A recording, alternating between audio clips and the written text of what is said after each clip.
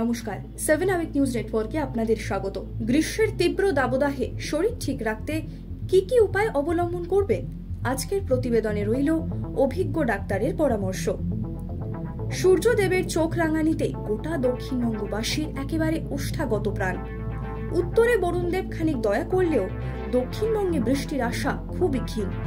আলিপুর আবহাওয়া দপ্তর সূত্রে অন্তত তেমনই খবর পাওয়া যাচ্ছে। আর প্রচন্ড গরমের দোসর হয়েছে তাপপ্রবাহ। বিগত বছরের রেকর্ড তো বটেই, মরুভূমি অঞ্চলের তাপমাত্রাকেও হার মানাচ্ছে দক্ষিণবঙ্গের বিভিন্ন জেলার পারদ। আর এই অসহনীয় গরমে শরীর ঠিক রাখতে হরেক ব্যবস্থা নিতে হচ্ছে আম বাঙালিকে। বাড়িতে থাকলে আপনি হয়তো কখনো খাচ্ছেন ওআরএস কিংবা ঠান্ডা শরবত, আবার বাইরে বেরোলে ছাতার পাশাপাশি আপাদ মস্তক ঢেকে নিতেও ভুলছেন না কেউ কেউ। শুধু তাই নয়, তাপপ্রবাহের মাঝে স্বাস্থ্য রক্ষার তাগিদে আবার অনেক পথ চলতি মানুষই চুমুক দিচ্ছেন আখের রসে বা ডাবের জলের স্বাদ নিয়ে উপভোগ করছেন ক্ষণিকের স্বস্তি।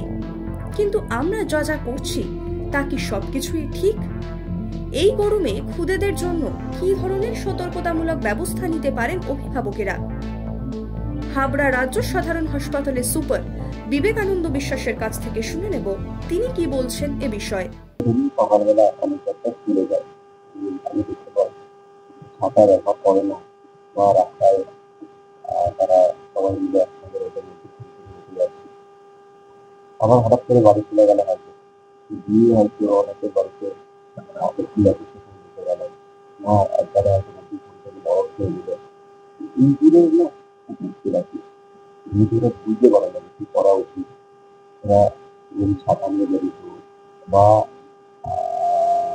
রাস্তায় অনেকক্ষণ গাছের তলায় ছায়া করলো আবার গেল, এগুলো করলে পরে কিন্তু অনেকটা নিজের একটু পরে রাখা যায়।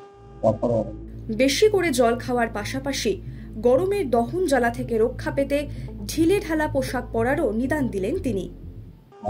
যেন ঢিলে ঢালা কাপড় পরে সবাইকার জিনিস, বাচ্চারা সবাইকার জিনিসটা সেটা হাত পা ঢাকা রয়ে যাচ্ছে, ডিরেক্ট কন্ট্যাক্ট যেটা হচ্ছে রোদের সঙ্গে সেটা অনেক সময় হয়। অনেক সময় ইভেন অ্যাডাল্টরাও তখন বুঝতে পারে না যে এটা এত বেশি গরমের জন্য হচ্ছে না অন্য কোনো কারণ। যেমন ধরুন লেখার জীবনে একটা আনলিমিটেশন হচ্ছে, একটা উইকনেস ডেভেলপ করছে, সবাইটা বেশ কথা বলছে, সেগুলো কিন্তু আগে হতে পারে। জলটা আমরা অনেক সময় কম খাই, জল খাওয়াটা কিন্তু একটা টেম্পারেচার বেশি গেলে আমাদের বডি কিন্তু বাইরের এনভায়রনমেন্টাল বেশি টেম্পারেচার তার সঙ্গে মানিয়ে নিতে পারবে, সেটা খুব ইম্পর্টেন্ট। গরমে বাইরে বেরোলে শরীর খারাপ হতেই পারে, কিন্তু সেই শরীর খারাপ অন্য কোনো কারণে হয়েছে কিনা সেই নিয়ে ভাবতে বসে অযথা সময় নষ্ট না করে তড়িঘড়ি নিকটবর্তী হাসপাতালে যাওয়ার পরামর্শ দিলেন ডাক্তারবাবু। চাঁদি ফাটা গরমে আচ্ছার সুস্থ মানুষই অসুস্থ হয়ে পড়ছেন। আর তাহলে ভাবুন তো, যাদের আগে থেকেই অসুস্থতা রয়েছে তাদের কেমন ছেড়ে দেমাকনে দেবাচি অবস্থা এই গরমে। তাই তাদের ক্ষেত্রে যে এইসব নিয়ম মেনে চলা অত্যন্ত আবশ্যিক তাও স্পষ্ট করলেন সুপার বিবেকানন্দ বিশ্বাস। প্রচন্ড গরমে ডাক্তাররা যখন বেশি করে জল খেতে বলছেন, তখন আমরা কিন্তু জল বলতে সাধারণ জল নয়, বরং শরীরকে হাইড্রেটেড রাখতে নুন চিনির জল বা ওআরএস এর দিকেই ঝুঁকি। তবে ওআরএস এর পাশাপাশি জল বলতে যে সাধারণ জলও খাওয়া যেতে পারে তাও জানালেন ডাক্তারবাবু।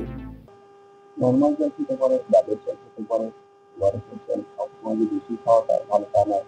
কিন্তু আমরা বিক্রি করছি, যদি হাইড্রেশন যদি মনে হয় তাহলে ওআরএস তারা খেতে পারে। ওআরএস যদি অনেক সময় নাও খেতে পারে তাহলে বাড়িতে শরবত যেটা সেটা খাওয়া যেতে পারে একদম। সর্বোপরি এই তীব্র দাবদাহের মধ্যে ডাক্তারি পরামর্শ মেনে চলার পাশাপাশি শরীর সুস্থ রাখতে সাধারণ মানুষদেরকেও সতর্ক থাকার নিদান দিচ্ছেন ডাক্তারবাবুরা।